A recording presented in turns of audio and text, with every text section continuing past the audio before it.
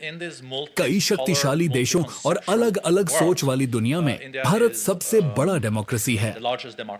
1 अरब 20 करोड़ लोग। भारत चाहता है कि 2024 तक $5 ट्रिलियन की इकोनॉमी बने, शायद 2030 तक $10 ट्रिलियन की। तो भारत का प्रभाव बढ़ रहा है। क्या इसका मतलब ये भी है कि भारत का विदेश नीति और सुरक्षा में भी क्षेत्र में बड़ा योगदान देखने को मिलेगा? 70 और 80 के दशक में कई मायनों में भारत गुटनिरपेक्ष विश्व का लीडर था, पर स्थिति अब काफी अलग है। तो भारत खुद को कहां रखता है और इस मल्टीपोलर वर्ल्ड में भारत से किस तरह की राजनीतिक पहल की उम्मीद की जाए?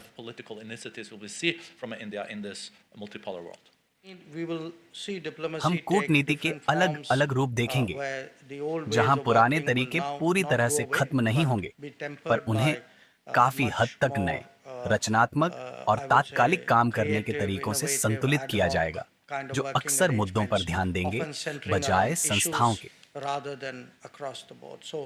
तो अंतर्राष्ट्रीय राजनीति का स्वभाव कई मायनों में बदल जाएगा। मैं आपसे सहमत हूं। मुझे लगता है कि बहुत सारे बहुपक्षीय संगठन दबाव में आएंगे। उनका टिक पाना इस बात पर निर्भर करेगा कि वे उस दबाव का सामना कैसे करते हैं। तो सब मिलाकर मैं कहूंगा कि यह एक ज्यादा जटिल दुनिया है, निश्चित रूप से एक ज्यादा दिलचस्प दुनिया भी। लेकिन जहां तक भारत की बात है, आपने G2 का जिक्र किया। वो एक चीज है जिसे हमने कभी स्वीकार नहीं किया। हम इसके लिए कभी सहज नहीं रहे।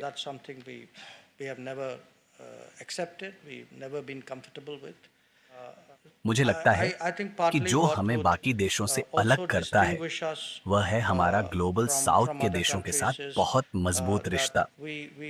और कई मामलों को सुलझाने में, जैसा कि आपने देखा होगा जब आप व्यापार मंत्री थे, हम सिर्फ अपने हितों के लिए नहीं खड़े होते, बल्कि विकासशील देशों के साझा हितों की आवाज उठाते हैं, जैसे G77 में, खासकर जब बात व्यापार या जलवायु परिवर्तन की आती है।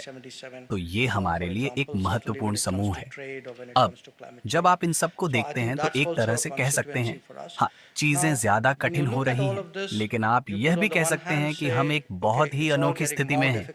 आज हम एक बाजार आधारित अर्थव्यवस्था, लोकतंत्र और सामाजिक रूप से विविधतापूर्ण देश हैं। हमारा पश्चिमी देशों के साथ अच्छा संबंध है। एशियाई होने के नाते और एशिया के उभार का हिस्सा होने के कारण हम एक सामंजस्य बनाने वाले देश के रूप में काम करते हैं। हम G77 का हिस्सा हैं और इस तरह अफ्रीका और एशिया के देशों के साथ मिलकर काम करते हैं।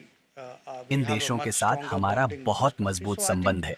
तो मुझे लगता है कि यह एक सही संतुलन बनता है और इसीलिए एक अच्छे नीति की जरूरत है जिसमें इन सभी समूहों को एक साथ लेकर चला जा सके।